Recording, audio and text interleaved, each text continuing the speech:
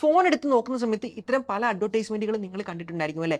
അതായത് ഇന്ന് 1 2 രൂപയിൽ നിൽക്കുന്ന സ്റ്റോക്ക് അടുത്ത 6 മാസത്തിനുള്ളിൽ 1000 2000 രൂപയെ കടക്കുമെന്നായിരിക്കും ഇത്തരം പരസ്യങ്ങളിൽ പറഞ്ഞിട്ടുണ്ടായിരിക്കുക. അപ്പോൾ ഇത്തരം പരസ്യം കണ്ടിട്ട് പല ആൾക്കാരും വിചാരിക്കുന്നുണ്ടായിരിക്കും ഈ ഒരു 10,000 രൂപയ്ക്ക് ഒരു 1000 സ്റ്റോക്ക് മേടിക്കുകയാണെങ്കിൽ 6 മാസങ്ങൾക്ക് ശേഷം അത് 10 ലക്ഷം രൂപ ആകുമെന്ന്. അപ്പോൾ ഇങ്ങനെ ചിന്തിച്ചുകൊണ്ട് ഇത്തരം പെന്നി സ്റ്റോക്കുകളിൽ ഇൻവെസ്റ്റ് ചെയ്യണമെന്ന് ആഗ്രഹിച്ചിട്ടുള്ള ഒരു വ്യക്തിയാണ് നിങ്ങളെങ്കിൽ തീർച്ചയായിട്ടും ഈ ഒരു വീഡിയോ നിങ്ങൾ കണ്ടിരിക്കണം. അപ്പോൾ ഇന്നത്തെ വീഡിയോയിലൂടെ എന്താണ് പെന്നി സ്റ്റോക്ക്, ഇതിന്റെ പ്രത്യേകത എന്താണ്, ഇതിന്റെ റിസ്ക് എന്താണ്, അതുപോലെ തന്നെ ഇത്തരത്തിൽ പെന്നി സ്റ്റോക്കുമായിട്ട് ബന്ധപ്പെട്ട് നിൽക്കുന്ന മിത്തുകൾ എന്താണ്, നിങ്ങൾ ഇതിൽ ഇൻവെസ്റ്റ് ചെയ്യേണ്ട ആവശ്യമുണ്ടോ, ഉണ്ടെങ്കിൽ എങ്ങനെ ഇൻവെസ്റ്റ് ചെയ്യണം തുടങ്ങി കംപ്ലീറ്റ് കാര്യങ്ങളാണ് ഞാൻ നിങ്ങളോട് പറയാൻ പോകുന്നത്. This is market feed. ഞാൻ അവലക്ഷയ്. നമുക്ക് തുടങ്ങാം. അപ്പോൾ ആദ്യം തന്നെ നമ്മൾ നോക്കാനായിട്ട് പോകുന്നത് എന്താണ് പെന്നി സ്റ്റോക്ക് എന്നുള്ള കാര്യമാണ്. അപ്പോൾ ഇതിനൊരു ഡെഫിനിഷനിലേക്ക് നമ്മൾ നോക്കുകയാണെങ്കിൽ എവിടെയും തന്നെ എന്താണ് പെന്നി സ്റ്റോക്ക് എന്നുള്ളതിൻ്റെ ഒരു പ്രോപ്പർ ആയിട്ടുള്ള ഒരു ഡെഫിനിഷൻ ഉള്ളതായിട്ട് നമുക്ക് കാണാൻ പറ്റുന്നില്ല. ഇനി നിങ്ങൾ ഇത്തരത്തിൽ സെബിയുടെ സർക്കുലർ ഒക്കെ എടുത്ത് നോക്കിയാൽ പോലും അവിടെയും ഇത്തരത്തിൽ കൃത്യമായ ഒരു ഡേറ്റയോ ക്രൈറ്റീരിയയോ പറഞ്ഞിട്ടില്ല. നമ്പേഴ്സ് വെച്ച് ഉദാഹരണം പറയുകയാണെങ്കിൽ ഒരു സ്റ്റോക്കിന്റെ വില 10 രൂപയിൽ താഴെയാണെങ്കിൽ അതേ സ്റ്റോക്കിന്റെ മാർക്കറ്റ് ക്യാപ്പ് എന്ന് പറയുന്നത് 100 കോടിയിലും താഴെയാണെങ്കിൽ നിങ്ങൾക്ക് അതിനെ ഇത്തരത്തിൽ ഒരു പെന്നി സ്റ്റോക്കായിട്ട് കൺസിഡർ ചെയ്യാവുന്നതാണ്. അപ്പോൾ സ്റ്റോക്കിന്റെ വില എങ്ങനെ കണ്ടെത്തണമെന്ന് നിങ്ങൾക്ക് അറിയായിരിക്കും. ഇനി മാർക്കറ്റ് ക്യാപ്പ് അറിയാനാണെങ്കിൽ ജസ്റ്റ് ഗൂഗിളിലേക്ക് പോവുക. ഏത് സ്റ്റോക്കിന്റെ മാർക്കറ്റ് ക്യാപ്പ് ആണോ നിങ്ങൾക്ക് അറിയേണ്ടത് ആ ഒരു സ്റ്റോക്കിന്റെ മാർക്കറ്റ് ക്യാപ്പ് അവിടെ സെർച്ച് ചെയ്ത് നോക്കുകയാണെങ്കിൽ നിങ്ങൾക്ക് ആ ഒരു മാർക്കറ്റ് ക്യാപ്പ് കിട്ടുന്നതായിരിക്കും. ഇപ്പൊ നിങ്ങൾക്ക് പെന്നി സ്റ്റോക്ക് എന്താണെന്ന് മനസ്സിലായി. അങ്ങനെയാണെങ്കിൽ എന്തുകൊണ്ടാണ് ആൾക്കാർ കൂടുതലായും പെന്നി സ്റ്റോക്കിലേക്ക് പോയി ഇൻവെസ്റ്റ് ചെയ്യുന്നത് നമുക്ക് നോക്കാം. 2 കാരണങ്ങളാണ് പ്രധാനമായും ഉള്ളതെന്ന് പറയുന്നത്. ഒന്നെന്ന് പറയുന്നത് ഇത്തരം പെന്നി സ്റ്റോക്കുകൾക്ക് വളരെ ചീപ്പ് പ്രൈസ് ആണ്. അതായത് കുറഞ്ഞ വിലയാണ് ഇത്തരം പെന്നി സ്റ്റോക്കുകൾക്ക്. അതുകൊണ്ട് തന്നെ ഇത്തരത്തിൽ നമ്മൾ നോക്കുകയാണെങ്കിൽ ലാർജ് ക്യാപ്പിലും മിഡ് ക്യാപ്പിലും ഇൻവെസ്റ്റ് ചെയ്യുന്ന ഒരു വ്യക്തിക്ക് അവിടെ വളരെ കുറച്ച് സ്റ്റോക്കുകൾ മാത്രമേ കിട്ടുകയുള്ളൂ.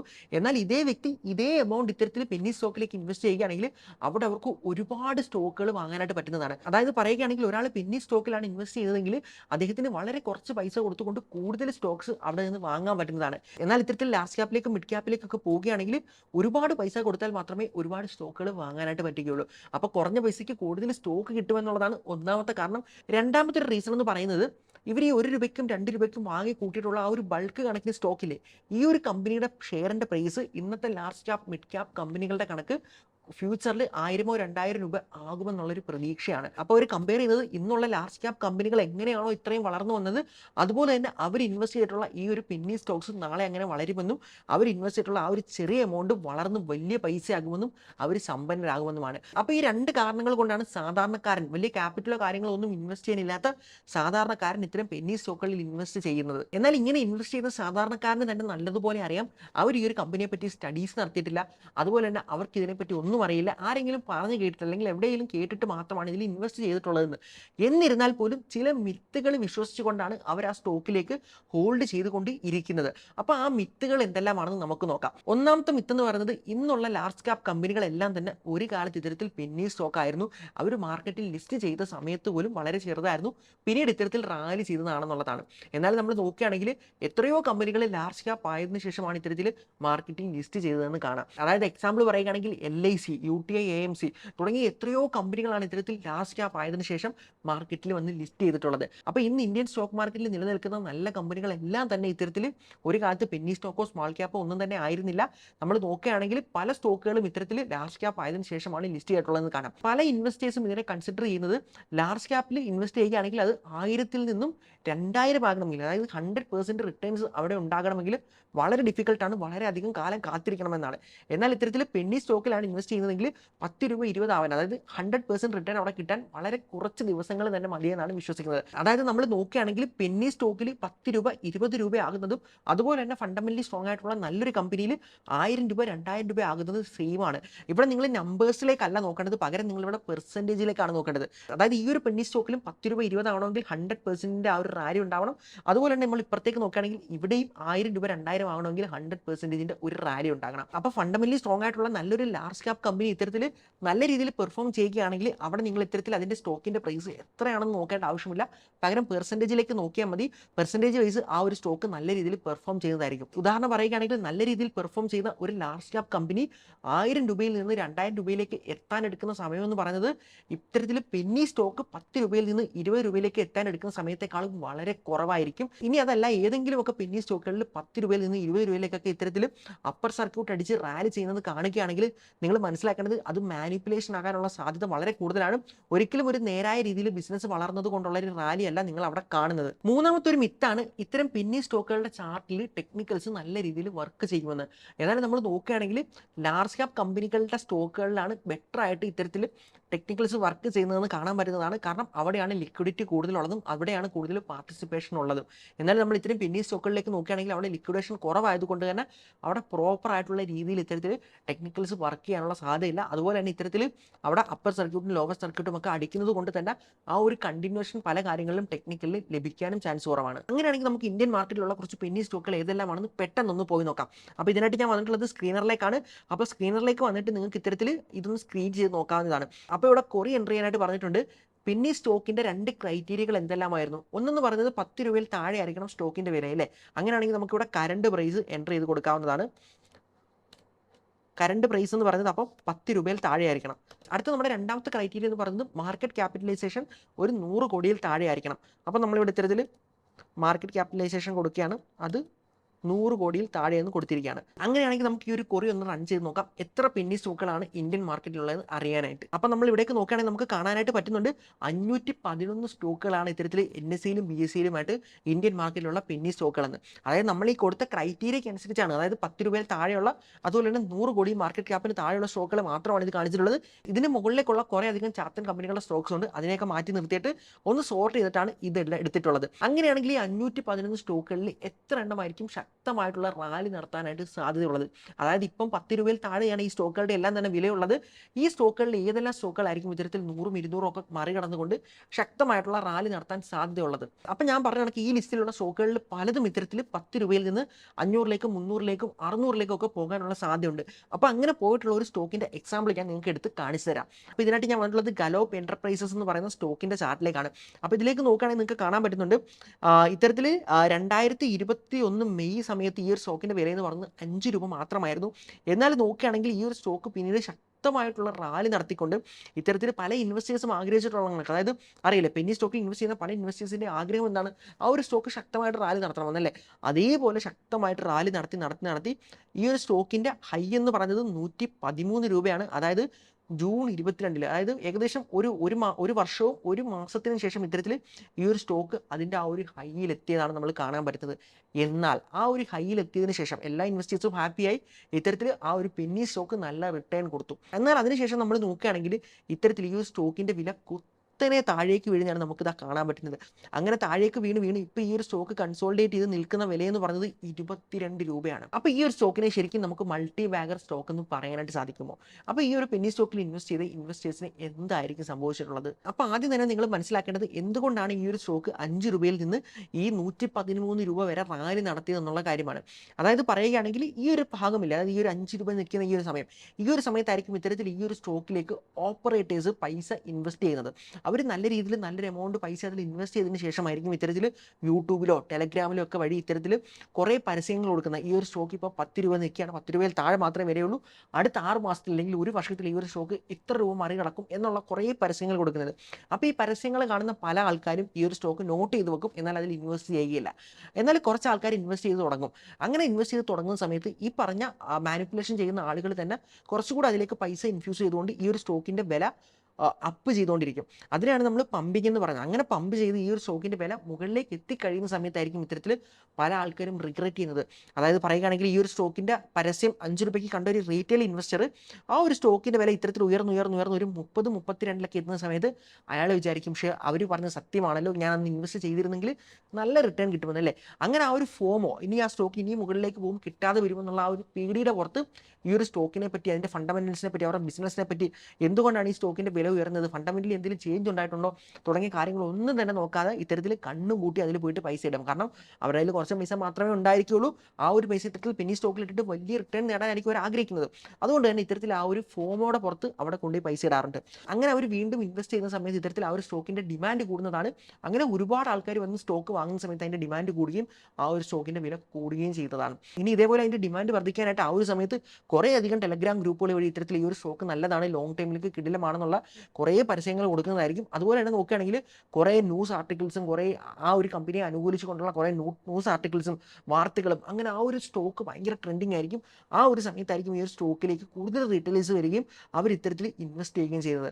അങ്ങനെ അതിൻ്റെ ആ ഒരു മാക്സിമം ലെവലിലെത്തി ആ ഒരു സ്റ്റോക്കിൻ്റെ മാക്സിമം പൊട്ടൻഷ്യൽ എത്തിക്കഴിയുമ്പോഴായിരിക്കും ഈ ഒരു സ്റ്റോക്ക് പിന്നീട് വീഴാനായിട്ട് പോകുന്നത്. അപ്പോൾ ഇവിടെ റാലി ചെയ്യാൻ കുറേ അധികം റീസൺ ഉണ്ടെന്ന് ഞാൻ പറഞ്ഞല്ലേ. എന്നാൽ സ്റ്റോക്ക് വീഴാനായിട്ട് ഒരൊറ്റ റീസൺ മാത്രമേ ഉള്ളൂ. അത് ഈ സ്റ്റോക്ക് ഫണ്ടമെൻ്റലി നല്ലതല്ല എന്നുള്ളത്. കാരണം ഈ ഒരു റാലി ഉണ്ടായത് ഈ ഒരു സ്റ്റോക്കിൻ്റെ ഫണ്ടമെൻ്റലിൻ്റെ പുറത്തല്ല, ഇത്തരത്തിൽ ആ ഒരു മാനിപ്പുലേഷൻ്റെയും പമ്പിങ്ങിൻ്റെയും ആ ഒരു ഫോർവേഡ് ഒക്കെ പുറത്താണ് ഉണ്ടായത്. അതെല്ലാം കഴിഞ്ഞതോടുകൂടി ഇത്തരത്തിൽ കാറ്റടിച്ചു വിട്ട ബലൂൺ പോലെ ആ ഒരു സ്റ്റോക്കിന്റെ വില താഴേക്ക് വന്നു. പല റീറ്റെയിലേഴ്സും ഇതിൽ ട്രാപ്പായി പോവുകയും ചെയ്തു. അപ്പൊ നിങ്ങൾ കണ്ട ഭൂരിഭാഗം പെന്നി സ്റ്റോക്സിലും ഇത്തരം മാനിപ്പുലേഷൻ നടക്കാനുള്ള സാധ്യതയുണ്ട്. എന്നിരുന്നാൽ പോലും ഒന്നോ രണ്ടോ പെന്നി സ്റ്റോക്കുകൾ ഇത്തരത്തിൽ അവരുടെ ബിസിനസ് നന്നായിക്കൊണ്ട് അവർ നല്ല രീതിയിൽ പെർഫോം ചെയ്തുകൊണ്ട് നല്ല രീതിയിൽ അവരുടെ സ്റ്റോക്കിൽ ഗ്രോത്ത് ഉണ്ടായിട്ട് അത്തരം സ്റ്റോക്കുകളും ഇത്തരം 10 രൂപയിൽ നിന്ന് 100 രൂപയിലേക്കോ 300 രൂപയിലേക്കോ പോകാനുള്ള സാധ്യതയുണ്ട്. അങ്ങനെ ഉണ്ടായിട്ടുമുണ്ട്. അപ്പോൾ അതിൻ്റെ ഒരു എക്സാമ്പിൾ ഞാൻ നിങ്ങൾക്ക് ഇവിടെ കാണിച്ചു തരാം. അപ്പോൾ അതിനായിട്ട് ഞാൻ വന്നിട്ടുള്ളത് ഹസൂർ മൾട്ടി പ്രൊജക്ട് ലിമിറ്റഡ് എന്ന് പറഞ്ഞ ഒരു സ്റ്റോക്കിലേക്കാണ്. അപ്പോൾ ഈ ഒരു സ്റ്റോക്കിലേക്ക് നോക്കി നിങ്ങൾക്ക് കാണാൻ പറ്റുന്നുണ്ട്. ഈ ഒരു സ്റ്റോക്കിൻ്റെ പ്രൈസ് എന്ന് പറയുന്നതും ഒരു കാലത്ത് ഇത്തരത്തിൽ 8 രൂപയൊക്കെ ഉണ്ടായിരുന്ന സ്റ്റോക്കാണ്. എന്നാൽ ഇപ്പോൾ നമ്മൾ നോക്കുകയാണെങ്കിൽ ഈ ഒരു സ്റ്റോക്കിൻ്റെ പ്രൈസ് എന്ന് പറയുന്നത് ഇത്തരത്തിൽ 353 രൂപയിലാണ് ഇപ്പോൾ ഈ ഒരു സ്റ്റോക്ക് നിൽക്കുന്നത് നമുക്ക് കാണാൻ പറ്റുന്നുണ്ട്. അപ്പോൾ ഈ ഒരു ചാർട്ട് കണ്ടപ്പോൾ നിങ്ങൾക്ക് മനസ്സിലായി എല്ലാ സ്റ്റോക്കിലും ഇത്തരം മാനിപ്പുലേഷൻസ് നടക്കാറില്ല. ചില സ്റ്റോക്കുകൾ ഇത്തരത്തിൽ നല്ല രീതിയിൽ പെർഫോം ചെയ്യുന്നത് കൊണ്ട് തന്നെയാണ് മുകളിലേക്ക് നീങ്ങുന്നത്. എന്നാൽ ഈ ഒരു ചാർട്ട് കണ്ടതുകൊണ്ട് മാത്രം നമുക്ക് അതിനെ കൺഫേം ചെയ്ത് പറയാനായിട്ട് പറ്റുകയില്ല. കാരണം എന്താണെന്ന് വെച്ച് കഴിഞ്ഞാൽ ഇനി ഈ സ്റ്റോക്ക് താഴേക്ക് വീഴല്ലോ, താഴേക്ക് വീണിട്ട് വീണ്ടും ഒരു 10 രൂപയിലേക്ക് വരാമല്ലോ. അപ്പോൾ ആ ഒരു കേസിൽ നമ്മൾ ഇതിനെ എങ്ങനെ അനലൈസ് ചെയ്യണം എന്ന് ചോദിക്കുകയാണെങ്കിൽ സിമ്പിളാണ്. ഇത്തരത്തിൽ ഈ ഒരു സ്റ്റോക്ക് 10 രൂപയിൽ നിന്ന് കൺസോളിഡേറ്റ് ചെയ്തിട്ട് ഇപ്പോൾ 350 രൂപയിലേക്ക് വന്നില്ലേ, അങ്ങനെ വരാനുള്ള റീസൺ അതിൽ എന്ത് ഫണ്ടമെന്റൽ ചേഞ്ച് ആണ് ഉണ്ടായതെന്ന് നമ്മൾ മനസ്സിലാക്കേണ്ടതുണ്ട്. അതായത് നോക്കുന്ന സമയത്ത് സ്റ്റോക്ക് 10 രൂപയിൽ നിന്ന സമയത്തും കമ്പനി ഫണ്ടമെന്റലി എങ്ങനെയായിരുന്നു അങ്ങനെ തന്നെയാണ്. ഇപ്പം 350 രൂപയിൽ എത്തിയപ്പോഴും കമ്പനി എങ്ങനെയാണോ നിന്നത് അങ്ങനെ തന്നെയാണെങ്കിൽ ഈ ഒരു സ്റ്റോക്ക് താഴേക്ക് വീഴാനുള്ള ചാൻസ് ഉണ്ട്. എന്നാൽ അങ്ങനെയല്ല, 10 രൂപയിൽ നിന്ന സമയത്ത് കമ്പനിയുടെ ഫണ്ടമെന്റൽ എന്തായിരുന്നു, ആ ഒരു വർഷത്തെ ആനുവൽ റിപ്പോർട്ട് പഠിച്ച സമയത്ത് നിങ്ങൾക്ക് എന്താണോ മനസ്സിലായത് അതിനേക്കാളും ഫാർ ബെറ്ററായി അവരുടെ റവന്യൂ കൂടി അല്ലെങ്കിൽ അവരുടെ പെർഫോമൻസ് കൂടി അല്ലെങ്കിൽ അവരുടെ ക്യാഷ് റിസർവ് കൂടി എന്തെങ്കിലുമൊക്കെ മാറ്റം ഫണ്ടമെന്റൽസിൽ വലിയ രീതിയിൽ വന്നിട്ടുണ്ടെങ്കിൽ ഇത്തരത്തിൽ ഈ ഒരു സ്റ്റോക്ക് താഴേക്ക് വീഴാനുള്ള സാധ്യതയില്ല. കാരണം ആ ഒരു ഫണ്ടമെന്റലിന്റെ അടിസ്ഥാനപ്പെടുത്തിക്കൊണ്ടാണ് ഈ ഒരു റാലി നടന്നിട്ടുള്ളത് നമുക്ക് മനസ്സിലാക്കാവുന്നതാണ്. അപ്പോൾ ഹസൂർ മൾട്ടി പ്രൊജക്ട്സ് എന്ന് പറയുന്ന ഈ ഒരു കമ്പനിയുടെ ഫണ്ടമെന്റൽസിലേക്ക് ഞാൻ നോക്കിയിട്ടില്ല. അപ്പോൾ ഇതൊരു സ്റ്റഡി കേസായിട്ട് എടുത്തുകൊണ്ട് നിങ്ങൾ ഇതിൻ്റെ ഫണ്ടമെന്റൽസിലേക്ക് ഒന്ന് പോയിക്കൊണ്ട് 10 രൂപയായിരുന്ന സമയത്ത് എന്തായിരുന്നു ഇതിൻ്റെ ഫണ്ടമെന്റലും അതുപോലെ തന്നെ ഇപ്പോൾ ഇതിൻ്റെ ഫണ്ടമെന്റൽ എന്താണെന്ന് നോക്കിയിട്ട് അതിൽ എന്ത് ചേഞ്ചാണ് വന്നിട്ടുള്ളതെന്ന് താഴെ കമൻറ്റ് ചെയ്ത് അറിയിക്കുക. അങ്ങനെയാണെങ്കിൽ നിങ്ങൾക്ക് സ്വയം കണ്ടെത്താൻ പറ്റുന്നതാണ് ഇതിലൊരു മാനിപ്പുലേഷൻ നടന്നതാണോ അതോ ശരിക്കുമുള്ളൊരു റാലിയാണോ നടന്നതെന്ന്. അപ്പോൾ പറയുകയാണെങ്കിൽ 500-ലധികം പെന്നി സ്റ്റോക്കുള്ള ഈ ഒരു ചാർട്ടിൽ നിന്ന് ഒന്നോ രണ്ടോ സ്റ്റോക്കുകൾ മാത്രമായിരിക്കും ഇത്തരത്തിൽ കൺസിസ്റ്റൻ്റ് ആയിട്ട് നല്ല രീതിയിൽ പെർഫോം ചെയ്ത് റിട്ടേൺ തരുന്നത്. എന്നാൽ അത്തരം സ്റ്റോക്കുകളെ കണ്ടെത്തുക എന്ന് പറയുന്നത് വലിയ ഡിഫിക്കൽട്ടാണ്. അതിനുള്ള റീസൺ എന്താണെന്ന് പറയുകയാണെങ്കിൽ ഇത്തരം ചെറിയ കമ്പനികളുടെ ഡീറ്റെയിൽസ് ഒന്നും തന്നെ നമുക്ക് ഇത്തരത്തിൽ പബ്ലിക് പ്ലാറ്റ്ഫോംസിലേക്ക് പോവുകയാണെങ്കിൽ അവിടെ അവൈലബിൾ ആയിരിക്കില്ല. അപ്പോൾ അവിടെ നിന്നുള്ള പ്രോപ്പർ ഡേറ്റ നിങ്ങൾക്ക് കിട്ടണമെങ്കിൽ നിങ്ങൾ ആ ഒരു കമ്പനിയുടെ വെബ്സൈറ്റിലേക്ക് പോയിക്കൊണ്ട് ആനുവൽ റിപ്പോർട്ട് പ്രോപ്പറായിട്ട് പഠിച്ചെടുക്കേണ്ടതുണ്ട്. അപ്പോൾ ഇതൊരു എക്സാമ്പിൾ കാണിക്കാനാണെങ്കിൽ ഈ പറഞ്ഞ ഹസൂർ മൾട്ടി പ്രൊജക്ട്സ് എന്ന് പറയുന്ന കമ്പനിയുടെ ആ ഒരു ഡീറ്റെയിൽസ് സ്ക്രീനറിൽ നമുക്കൊന്ന് സെർച്ച് ചെയ്ത് നോക്കാം. അപ്പോൾ അതിനായിട്ട് ഞാൻ ഇത്തരത്തിൽ ആ സ്ക്രീനറിലേക്ക് വന്നിരിക്കുകയാണ്. അപ്പോൾ സ്ക്രീനറിലേക്ക് വന്നാൽ നിങ്ങൾക്ക് ഇവിടെ കാണാൻ പറ്റുന്നുണ്ട് ഈ ഒരു കമ്പനിയുടെ ബേസിക് ഡീറ്റെയിൽസ് ഒക്കെ ഇവിടെ കാണാൻ പറ്റുന്നുണ്ട്. എന്നാൽ നിങ്ങൾ പ്രോഫിറ്റ് ആൻഡ് ലോസിലേക്കൊക്കെ വരികയാണെങ്കിൽ ആ ഒരു സമയത്ത് ഇത്തരത്തിൽ കമ്പനിയുടെ 2012 തൊട്ടുള്ള ഡേറ്റ ഒന്നും നമുക്കിവിടെ അവൈലബിൾ അല്ല. കഴിഞ്ഞ 2021 തൊട്ടുള്ള ഡേറ്റ മാത്രമേ നമുക്കിവിടെ കാണാനായിട്ട് പറ്റുന്നുള്ളൂ. അതായത് പറയുകയാണെങ്കിൽ കുറേ ഡേറ്റകൾ നമുക്ക് ഇത്തരത്തിൽ ലഭ്യമാകുന്നില്ല. അത്തരം ഡേറ്റകളൊക്കെ വേണമെങ്കിൽ നിങ്ങൾ ഇത്തരത്തിൽ കമ്പനിയുടെ ഓരോ വർഷത്തെയും ആനുവൽ റിപ്പോർട്ടിലേക്ക് പോയിക്കൊണ്ട് ആ ഒരു ഡേറ്റ മാനുവലായിട്ട് കളക്ട് ചെയ്യേണ്ടതുണ്ട്. അത് കുറച്ച് ഡിഫിക്കൽട്ട് ആയിരിക്കും. അതുപോലെ തന്നെ ഇത്രയധികം മാനിപ്പുലേഷൻ നടക്കുന്ന പെന്നി സ്റ്റോക്കുകളിൽ നിന്ന് നല്ല സ്റ്റോക്കുകളെ കണ്ടെത്തുക എന്ന് പറഞ്ഞാൽ അത്ര എളുപ്പമുള്ള കാര്യമല്ല. ഇപ്പം നിങ്ങൾ ചിന്തിക്കുന്നുണ്ടായിരിക്കും ഇത്തരം പെന്നി സ്റ്റോക്കുകളെല്ലാം തന്നെ 10 രൂപയിൽ ട്രേഡ് ചെയ്തിട്ട് പിന്നീട് 100 രൂപയിലേക്ക് പോകുന്നുണ്ടല്ലോ, ആ ഒരു സമയത്ത് കുറഞ്ഞ വിലയ്ക്ക് ഇൻവെസ്റ്റ് ചെയ്തിട്ട് ആ ഒരു 100 രൂപ എത്തുന്ന സമയത്ത് എക്സിറ്റ് ചെയ്ത് ഇറങ്ങിയാൽ പോരെ, പ്രശ്നമില്ലല്ലോ എന്ന്. എന്നാൽ അങ്ങനെ നിങ്ങൾക്ക് എക്സിറ്റ് ചെയ്ത് ഇറങ്ങാനായിട്ട് പറ്റുകയില്ല. അവിടെയാണ് നിങ്ങൾ ട്രാപ്പായി പോകുന്നത്. അപ്പോൾ എന്തുകൊണ്ടാണ് എക്സിറ്റ് ചെയ്യാൻ പറ്റാത്തതെന്ന് ചോദിച്ചു കഴിഞ്ഞാൽ ഒന്ന് ഇത്തരത്തിൽ ആ ഒരു ബിഡിൻ്റെയും ആസ്കിൻ്റെയും പ്രൈസ് തമ്മിലുള്ള വ്യത്യാസം കൊണ്ടാണ്. അതായത് 10 രൂപയ്ക്ക് ഒരാൾ ഒരു സ്റ്റോക്ക് ബിഡ് ചെയ്യുകയാണെങ്കിൽ അതിനർത്ഥം 10 രൂപയ്ക്ക് അയാൾ ആ ഒരു സ്റ്റോക്ക് വാങ്ങാൻ തയ്യാറാണെന്നുള്ളതിൻ്റെ ലിമിറ്റ് ഓർഡർ ഇട്ട് വെച്ചേക്കുന്നു എന്നാണ്. അതുപോലെ തന്നെ ഒരാൾ 20 രൂപ ആസ്ക് ചെയ്തിട്ടുണ്ടെങ്കിൽ അതിനർത്ഥം എന്ന് പറയുന്നത് ഒരാൾ ആ 20 രൂപയ്ക്ക് ആ ഒരു സ്റ്റോക്ക് വിൽക്കാൻ തയ്യാറാണെന്നുള്ള രീതിയിൽ ലിമിറ്റ് ഓർഡർ സെല്ലിട്ട് വെച്ചിട്ടുണ്ട് എന്നാണ്. അപ്പോൾ ഇവിടെ ഈ ഒരു ലിമിറ്റ് ഓർഡർ ഇങ്ങനെ തന്നെ നിൽക്കുന്നതായിരിക്കും. ഈ ഒരു കേസിൽ ഒരു വ്യക്തി വന്നിട്ട് ഇത്തരത്തിൽ മാർക്കറ്റ് ഓർഡറിൽ ബൈ ചെയ്യുകയാണെങ്കിൽ 20 രൂപയ്ക്ക് ഈ സ്റ്റോക്ക് അവിടെ സെല്ലാവുന്നതാണ്. അപ്പോൾ ഇത്തരത്തിൽ ലാസ്റ്റ് ട്രേഡിംഗ് പ്രൈസ് ഒരു 15 രൂപയാണെങ്കിൽ ഒറ്റയടിക്ക് അവിടെ 5 രൂപ കൂടുന്നതാണ്. ഇനി ഇതേ കേസിൽ ഇത് ഇങ്ങനെ തന്നെ നിൽക്കുകയാണ്. ഒരു വ്യക്തി ഇത്തരത്തിൽ വന്നിട്ട് മാർക്കറ്റ് പ്രൈസിൽ സെല്ല് ചെയ്യുകയാണെങ്കിൽ എത്രയാണോ ആ കുറഞ്ഞ ബിഡ് പ്രൈസ് കൊടുത്തിട്ടുള്ളത് അതിലേക്ക് അത് എക്സിക്യൂട്ട് ആവുന്നതാണ്. അതിൻ്റെ ലാസ്റ്റ് ട്രേഡിംഗ് പ്രൈസ് 10 രൂപയാവുന്നതാണ്. അപ്പോൾ ഇവിടെ ബിഡും ആസ്കും തമ്മിലുള്ള ആ ഒരു വ്യത്യാസം കണ്ടില്ലേ? അപ്പോൾ ഈ ഒരു വ്യത്യാസം ഇത്തരത്തിൽ ലിക്വിഡിറ്റി കുറവായതുകൊണ്ട് തന്നെ ഇത്തരം പെന്നി സ്റ്റോക്കുകളിൽ കൂടുതലായിരിക്കും. അതുകൊണ്ട് തന്നെ സ്റ്റോക്കിന്റെ ലാസ്റ്റ് ട്രേഡിംഗ് പ്രൈസ് ചിലപ്പോൾ 80 രൂപയാണെങ്കിലും വാങ്ങാൻ തയ്യാറായിട്ടുള്ള വ്യക്തി ഉള്ളത് ചിലപ്പോൾ ഒരു 20 രൂപയിലോ 25 രൂപയിലോ ഒക്കെ ആയിരിക്കും. അപ്പോൾ നിങ്ങൾക്ക് ഒരിക്കലും ഇത്തരത്തിൽ 80 രൂപയ്ക്ക് ആ ഒരു സ്റ്റോക്ക് വിൽക്കാനായിട്ട് പറ്റുകയില്ല. നിങ്ങൾ അത്തരത്തിൽ അവിടെ ബ്ലോക്ക് ആയി പോകാനുള്ള സാധ്യത കൂടുതലാണ്. അപ്പോൾ ഇത്തരത്തിൽ ലിക്വിഡിറ്റി കുറവായതുകൊണ്ട് തന്നെ എല്ലാ ദിവസങ്ങളിലും ഇത്തരത്തിൽ LC അടിക്കാനുള്ള സാധ്യതയുണ്ട്. അതായത് മാർക്കറ്റ് ഓപ്പൺ ആവുന്നത് തന്നെ ലോവർ സർക്യൂട്ടിലായിരിക്കും. ആ ഒരു സമയത്ത് നിങ്ങൾക്ക് ആ ഒരു സ്റ്റോക്ക് വിൽക്കാനായിട്ട് പറ്റുകയില്ല. അപ്പോൾ ഇനി ഇവിടുത്തെ പ്രധാന ചോദ്യം, നിങ്ങൾ ഇനി പെന്നി സ്റ്റോക്കിൽ ഇൻവെസ്റ്റ് ചെയ്യേണ്ടതുണ്ടോ എന്നാണ്. അങ്ങനെ നമ്മൾ നോക്കുകയാണെങ്കിൽ കാണാൻ പറ്റുന്നത് പല ആൾക്കാരും ഇത്തരത്തിൽ പെന്നി സ്റ്റോക്കിലേക്ക് ഇൻവെസ്റ്റ് ചെയ്തത് കുറഞ്ഞ പൈസയെല്ലാം ഉള്ളൂ. കുറച്ച് പൈസ അതിൽ ഇൻവെസ്റ്റ് ചെയ്യുകയാണെങ്കിൽ ഭാവിയിൽ അത് പൊട്ടിത്തെറിക്കുകയാണെങ്കിൽ നല്ല റിട്ടേൺ കിട്ടുമല്ലോ എന്ന് കരുതിയിട്ടാണ്. അതായത് ഒന്നും പഠിക്കാതെ വെറുതെ ലോട്ടറി എടുക്കുന്ന കണക്ക് ഇൻവെസ്റ്റ് ചെയ്യുന്ന ആൾക്കാരുണ്ട്. അങ്ങനെ നിങ്ങൾ ഒരു കാരണവശാലും ചെയ്യേണ്ടതില്ല. കാരണം ഇവിടെ നിങ്ങൾ ലോട്ടറി എടുക്കുന്ന കണക്ക് ചെറിയൊരു പൈസ മാത്രമാണ് അതിൽ ഇൻവെസ്റ്റ് ചെയ്യുന്നതെങ്കിൽ പോലും ഇവിടെ 2 പ്രശ്നങ്ങളാണുള്ളത്. ഒന്ന്, നമ്മൾ ലോട്ടറി ആയിട്ട് കമ്പയർ ചെയ്യുന്ന സമയത്ത് ലോട്ടറി എന്ന് പറയുന്നത് അടിക്കാനുള്ള പ്രോബിലിറ്റി എന്ന് പറയുന്നത് വളരെ ലെസ്സാണ്. എന്നിരുന്നാൽ പോലും അവിടെ മാനിപ്പുലേഷൻ എന്നൊരു സാധനം ഇല്ല. എന്നാൽ നമ്മൾ നേരെ ഇത്തരത്തിൽ പെന്നി സ്റ്റോക്ക് ഇൻവെസ്റ്റ്മെന്റ്സിലേക്ക് നോക്കുകയാണെങ്കിൽ അവിടെ 500 എണ്ണമേ ഉള്ളൂ, അതിൽ ഒരെണ്ണം അടിക്കാനുള്ള ചാൻസ് ഉണ്ട്. എന്നിരുന്നാൽ പോലും നിങ്ങൾ ആ സെലക്ട് ചെയ്യുന്ന ആ ഒരു സ്റ്റോക്ക് കറക്റ്റ് ആവാനുള്ള സാധ്യത വളരെ കുറവാണ്. കാരണം അവിടെ മാനിപ്പുലേഷൻ നടക്കുന്നത് കൊണ്ട് തന്നെ എല്ലാവരും ഓടുന്ന സ്റ്റോക്കിന് പുറകിൽ നിങ്ങളും ഓടാനുള്ള സാധ്യതയുണ്ട്. ആ ഒരു കേസിൽ പ്രോപ്പറായിട്ടുള്ള സ്റ്റഡി ഒന്നും നടത്താത്തത് കൊണ്ട് തന്നെ നിങ്ങളുടെ പൈസ അവിടെ പോകാനുള്ള സാധ്യതയുണ്ട്. രണ്ടാമത്തെ പ്രശ്നം എന്താണെന്ന് പറഞ്ഞു കഴിഞ്ഞാൽ, ലോട്ടറി എടുത്തു കഴിഞ്ഞാൽ നമുക്കറിയാം 1-2 ദിവസത്തിനുള്ളിൽ നമുക്കറിയാം ആ ഒരു ലോട്ടറി അടിച്ചോ ഇല്ലേ എന്നുള്ള കാര്യമില്ലേ. എന്നാലും നമ്മൾ ഈ ഒരു കേസിലേക്ക് നോക്കുകയാണെങ്കിൽ നിങ്ങളൊരു പെന്നി സ്റ്റോക്കിൽ ഇൻവെസ്റ്റ് ചെയ്ത് കഴിഞ്ഞാൽ ചിലപ്പോൾ ഒരു 5-6 വർഷം എടുത്തേക്കും ആ ഒരു സ്റ്റോക്ക് മൾട്ടി ബാക്കർ ആയോ, നിങ്ങൾക്ക് റിട്ടേൺ തന്നോ എന്ന് അറിയാനായിട്ട്. അപ്പം നിങ്ങളുടെ അത്രയും കാലം നിങ്ങൾ ഒന്നും പഠിക്കാത്ത വെറും ചാത്ത സ്റ്റോക്കിൽ പൈസ ഇട്ടുകൊണ്ട് വെറുതെ ഡ്രീം ചെയ്തുകൊണ്ട് ഇത്ര വർഷം കഴിയുമ്പോൾ പൈസ ഉണ്ടാകുമെന്ന് കരുതി ഡ്രീം ചെയ്തിരിക്കും. അവിടെ നിങ്ങൾക്ക് സമയനഷ്ടമാണ്. എന്നാൽ ലോട്ടറിയുടെ കേസിൽ അങ്ങ് ഒരു സമയനഷ്ടം വരുന്നില്ല. അതുകൊണ്ട് തന്നെ ലോട്ടറി എടുക്കുന്നുണ്ടെങ്കിൽ കണ്ണും പൂട്ടി കുറേ പെന്നി സ്റ്റോക്കുകളിൽ കുറേ പൈസ ഇൻവെസ്റ്റ് ചെയ്യാമെന്ന് വിചാരിക്കരുത്. അത് ലക്കിനെ മാത്രം ബേസ് ചെയ്ത് വരുന്ന കാര്യമാണ്. ഇനി അതല്ല, ഒരു പെന്നി സ്റ്റോക്ക് നിങ്ങൾ കണ്ടെത്തുന്നു. ആ ഒരു പെന്നി സ്റ്റോക്ക് എന്ന് പറയുന്ന ഇത്തരത്തിൽ ആ ഒരു കമ്പനിയുടെ ബിസിനസ് അടിപൊളിയാണ്, അവർക്ക് മുന്നിലേക്ക് ശക്തമായി ഗ്രോ ചെയ്യാൻ പറ്റും, അവരുടെ ബിസിനസ് മോഡൽ തന്നെ വലിയ രീതിയിൽ ഗ്രോ ചെയ്യാനുള്ള പൊട്ടൻഷ്യൽ അവർക്കുണ്ട്, ആ ഒരു കമ്പനിയുടെ ഫണ്ടമെന്റൽ മുന്നിലേക്ക് ശക്തമായിട്ട് മാറും എന്ന് നിങ്ങളുടെ സ്റ്റഡീസും അനാലിസിസും നിങ്ങളോട് പറയുകയാണെങ്കിൽ, നിങ്ങൾക്ക് അതിൽ ഇൻവെസ്റ്റ് ചെയ്യണമെന്ന് ആഗ്രഹമുണ്ടെങ്കിൽ തീർച്ചയായിട്ടും അത്തരം സമയത്ത് നിങ്ങൾക്ക് പെന്നി സ്റ്റോക്കുകളിൽ ഇൻവെസ്റ്റ് ചെയ്യാം, അത്തരം സന്ദർഭങ്ങളിൽ മാത്രം. എന്നിരുന്നാലും അങ്ങനെ നിങ്ങൾ ഇൻവെസ്റ്റ് ചെയ്യുമ്പോൾ പോലും നിങ്ങൾ ശ്രദ്ധിക്കേണ്ട ഒരു കാര്യം എന്താണെന്ന് വെച്ച് കഴിഞ്ഞാൽ, നിങ്ങളുടെ ടോട്ടൽ ക്യാഷിൻ്റെ അല്ലെങ്കിൽ നിങ്ങളുടെ ടോട്ടൽ ക്യാപിറ്റലിൻ്റെ വെറും 1% മാത്രമേ അത്തരം പെന്നി സ്റ്റോക്കുകളിലേക്ക് നിങ്ങൾ ഇൻവെസ്റ്റ് ചെയ്യാനായിട്ട് പാടുള്ളൂ. ഇനി നിങ്ങളുടെ അനാലിസിസ് മുഴുവൻ തെറ്റായിരുന്നെങ്കിൽ പോലും, ആ ഒരു സ്റ്റോക്കിൽ മാനിപ്പുലേഷൻ ആണ് നടന്നിരുന്നെങ്കിൽ പോലും, നിങ്ങൾക്ക് നഷ്ടപ്പെടുന്ന നിങ്ങളുടെ ടോട്ടൽ ക്യാപിറ്റൽ വെറും 1% മാത്രമായിരിക്കും. അതായത് പറയുകയാണെങ്കിൽ 1 ലക്ഷം രൂപയാണ് നിങ്ങളുടെ ക്യാപിറ്റൽ എങ്കിൽ നിങ്ങൾ വെറും 1000 രൂപയ്ക്ക് മാത്രം അതിൽ ഇൻവെസ്റ്റ് ചെയ്യുക. അപ്പോൾ ഇതിന്റെ ലോജിക്ക് എന്താണെന്ന് വെച്ച് കഴിഞ്ഞാൽ, എന്തായാലും ഇത് 10 രൂപയിൽ താഴെയുള്ള പെന്നി സ്റ്റോക്ക് ആണല്ലേ. അങ്ങനെ ഇത് മൾട്ടി ബാങ്കർ ആകുകയാണെങ്കിൽ നിങ്ങളിട്ട 1000 രൂപ പോലും വലിയ രീതിയിലുള്ള റിട്ടേൺ നിങ്ങൾക്ക് തരുന്നതായിരിക്കും. അതുകൊണ്ട് നിങ്ങൾ വലിയ എമൗണ്ട് അതിൽ ഇടേണ്ട ആവശ്യമില്ല. അപ്പോൾ നിങ്ങൾക്ക് പെന്നി സ്റ്റോക്കിന്റെ കേസിൽ എപ്പോഴും ഇൻവെസ്റ്റ് ചെയ്യണം, എപ്പോൾ ഇൻവെസ്റ്റ് ചെയ്യാൻ പാടില്ല എന്ന് മനസ്സിലായി. അങ്ങനെയാണെങ്കിൽ നിങ്ങൾക്ക് ഒരു സ്റ്റോക്ക് കിട്ടി, അതിനെ എങ്ങനെ അനലൈസ് ചെയ്യണം നമുക്ക് നോക്കാം. ആദ്യം തന്നെ ആ ഒരു കമ്പനിയുടെ ബിസിനസ് മോഡൽ എന്താണ് നിങ്ങൾ നോക്കണം. ആ ഒരു ബിസിനസ് മോഡൽ എന്ന് പറയുന്നത് ഇൻഡസ്ട്രിക്ക് എന്താണോ ആവശ്യമുള്ളത് ആ ഒരു ആവശ്യം നിറവേറ്റുന്നതാണെന്നുള്ള കാര്യം നിങ്ങൾ ഉറപ്പുവരുത്തണം. രണ്ടാമതായിട്ട് ആ ഒരു കമ്പനിയുടെ മാനേജ്മെന്റിനെ പറ്റി നിങ്ങൾ പൂർണ്ണമായിട്ടും മനസ്സിലാക്കിയിരിക്കണം. എന്താണ് ആ ഒരു കമ്പനിയുടെ മാനേജ്മെന്റ്, ആ മാനേജ്മെന്റ് മുൻകാലങ്ങളിൽ പറഞ്ഞ കാര്യങ്ങളെല്ലാം ഫുൾഫിൽ ചെയ്തിട്ടുള്ളോ, അവരുടെ എക്സ്പീരിയൻസ് എന്താണ് തുടങ്ങിയ കാര്യങ്ങളെല്ലാം തന്നെ. അതുപോലെ തന്നെ ആ ഒരു മാനേജ്മെന്റിലുള്ള ആളുകൾ ആരെല്ലാമാണ്, അവരുടെ പേരിൽ മുൻകാലങ്ങളിൽ കേസോ മറ്റു പ്രശ്നങ്ങളോ അല്ലെങ്കിൽ എന്തെങ്കിലും തട്ടിപ്പ് കാര്യങ്ങളോ ഒക്കെ തന്നെ ഉണ്ടായിട്ടുണ്ടോ എന്നുള്ള കാര്യം കൂടി നിങ്ങൾ നോക്കണം. ഇനി മൂന്നാമതായിട്ട് വളരെ പ്രധാനമായിട്ടും നിങ്ങൾ നോക്കേണ്ടത് ആ ഒരു കമ്പനിയുടെ ഷെയർ ഹോൾഡിംഗ് പാറ്റേണിലേക്കാണ്. അതായത് ഇതിപ്പോഴൊരു പെന്നി സ്റ്റോക്കാണ്, വളരെ കുഞ്ഞൊരു കമ്പനിയാണ് അല്ലേ.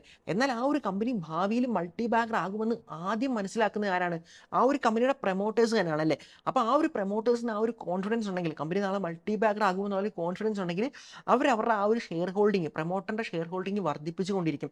നിങ്ങൾ ഓരോ വർഷവും നോക്കുകയാണെങ്കിൽ അവർ ഇത്തരത്തിൽ ആ ഒരു ഷെയർ ഹോൾഡിങ് വർദ്ധിപ്പിക്കുന്നതായിരിക്കും. അത് ഇത്തരത്തിൽ ആ ഒരു കമ്പനിക്ക് പോസിറ്റീവ് ആണെന്ന് കാണാൻ പറ്റുന്നതാണ്. ഇതിനൊപ്പം തന്നെ ഓരോ വർഷത്തെ ആ ഒരു കമ്പനിയുടെ ഫിനാൻഷ്യൽ റേഷ്യോസിലേക്ക് നിങ്ങൾ നോക്കണം. അതായത് റവന്യൂലാണെങ്കിലും ഡെറ്റ് ആണെങ്കിലും പ്രോഫിറ്റ് ആണെങ്കിലും എല്ലാ ഫിനാൻഷ്യൽ നമ്പേഴ്സിലേക്ക് നോക്കിക്കൊണ്ട് ആ ഒരു കമ്പനിയെ പറ്റിയുള്ള ബേസിക് ഫണ്ടമെന്റൽ സ്റ്റഡി നടത്താനായിട്ട് നോക്കണം. നിങ്ങൾക്ക് സ്ക്രീനർ പോലുള്ള സൈറ്റിൽ അതിൻ്റെ ഡീറ്റെയിൽസ് കൂടുതൽ കിട്ടിയില്ലെങ്കിൽ നേരെ ആ ഒരു കമ്പനിയുടെ വെബ്സൈറ്റിലേക്ക് പോയിട്ട് അവരുടെ ആനുവൽ റിപ്പോർട്ട് ഡൗൺലോഡ് ചെയ്തിട്ട് കഴിഞ്ഞൊരു എത്ര വർഷത്തെ ആനുവൽ റിപ്പോർട്ടാണോ നിങ്ങൾക്ക് അവൈലബിൾ ആയിട്ടുള്ളത് അതെല്ലാം തന്നെ നോക്കുക. അതിലെല്ലാം തന്നെ ഫിനാൻഷ്യൽ നമ്പർ എടുത്തു വെച്ച് നോക്കുക. ആ ഒരു സമയത്ത് അവിടുത്തെ ഗ്രോത്ത് എന്താണെന്നും ഇംപ്രൂവ്മെന്റ് എന്താണെന്നും നിങ്ങൾക്ക് മനസ്സിലാക്കാൻ പറ്റുന്നതാണ്. അപ്പോൾ ഒരു പെന്നി സ്റ്റോക്കിൽ എപ്പോൾ എങ്ങനെ ഇൻവെസ്റ്റ് ചെയ്യണമെന്നും എങ്ങനെ അനലൈസ് ചെയ്യണമെന്നും നിങ്ങൾക്ക് മനസ്സിലായിട്ടുണ്ടല്ലേ. അങ്ങനെയാണെങ്കിൽ ഇനി അതിനേക്കാളും വളരെ ഇമ്പോർട്ടൻ്റ് ആയിട്ടുള്ള ഒരു കാര്യം പറയാം. എപ്പം പെന്നി സ്റ്റോക്കിൽ ഇൻവെസ്റ്റ് ചെയ്യാൻ പാടില്ല.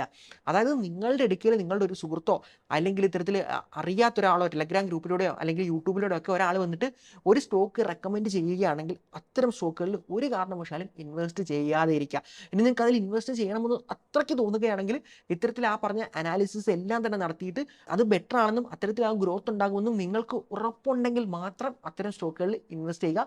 അതും ഈ പറഞ്ഞ കണക്ക് ക്യാപിറ്റലിന്റെ 1% മാത്രം. അതുപോലെ തന്നെ ഒരു പെന്നി സ്റ്റോക്കിനെ പറ്റി ഒരു വാർത്ത വരുന്നു, ആ ഒരു വാർത്തയുടെ പുറയിൽ ഇത്തരത്തിൽ ആ ഒരു സ്റ്റോക്ക് ശക്തമായ റാലി നടത്തുന്നു.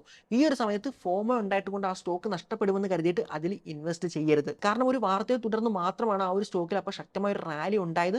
പിന്നീട് ആ ഒരു ഷോർട്ട് ടൈം ട്രെൻഡ് കഴിയുന്ന സമയത്ത് ഇത്തരത്തിൽ ഫണ്ടമെന്റലി കമ്പനി സ്ട്രോങ് അല്ലെങ്കിൽ താഴേക്ക് വീഴുന്നതായിരിക്കും. അതുപോലെ തന്നെ ഒരു സ്റ്റോക്കിനെ പറ്റി എല്ലാവരും നല്ലത് പറയുന്നു, എല്ലായിടത്തും ഒരു സ്റ്റോക്ക് ട്രെൻഡിങ് ആയി നിൽക്കുകയാണെങ്കിൽ അത്തരം സ്റ്റോക്കുകളിലും ഇൻവെസ്റ്റ് ചെയ്യുന്നതിന് മുമ്പ് നല്ലതുപോലെ സ്റ്റഡി ചെയ്യുക. അപ്പം നിങ്ങൾക്ക് പെന്നി സ്റ്റോക്ക് എന്താണെന്നും അതിന് പുറത്തുള്ള ആളുകളുടെ തെറ്റിദ്ധാരണ എന്താണെന്നും അതിൻ്റെ മിത്തുകൾ എന്താണെന്നും എങ്ങനെയാണ് ഇത്തരത്തിൽ ഇൻവെസ്റ്റേഴ്സ് അതിൽ ട്രാപ്പ് ആകുന്നതെന്നും മനസ്സിലായെന്ന് വിശ്വസിക്കുന്നു. അങ്ങനെയാണെങ്കിൽ ഇനി നിങ്ങളിൽ ആരും തന്നെ ഇത്തരത്തിൽ പെന്നി സ്റ്റോക്കുകളിൽ പൈസ ഇട്ടിട്ട് ആ ഒരു ട്രാപ്പിൽ പെട്ടുപോകുകയില്ലെന്ന് വിശ്വസിക്കുന്നു. ഇനി അതല്ല നിങ്ങൾക്ക് ഇൻവെസ്റ്റ് ചെയ്യണമെന്ന് അത്ര ആഗ്രഹമുണ്ടെങ്കിൽ ഈ പറഞ്ഞ രീതിയിൽ കാര്യങ്ങളെല്ലാം അനലൈസ് ചെയ്തിട്ട് മാത്രം ഇൻവെസ്റ്റ് ചെയ്യുക. അതും നിങ്ങളുടെ ക്യാപിറ്റലിൻ്റെ 1% മാത്രം. അപ്പോൾ വീഡിയോ എല്ലാവർക്കും ഉപകാരപ്പെട്ടു എന്ന് വിശ്വസിക്കുന്നു. അടുത്തൊരു വീഡിയോയിൽ കാണും വരേക്കും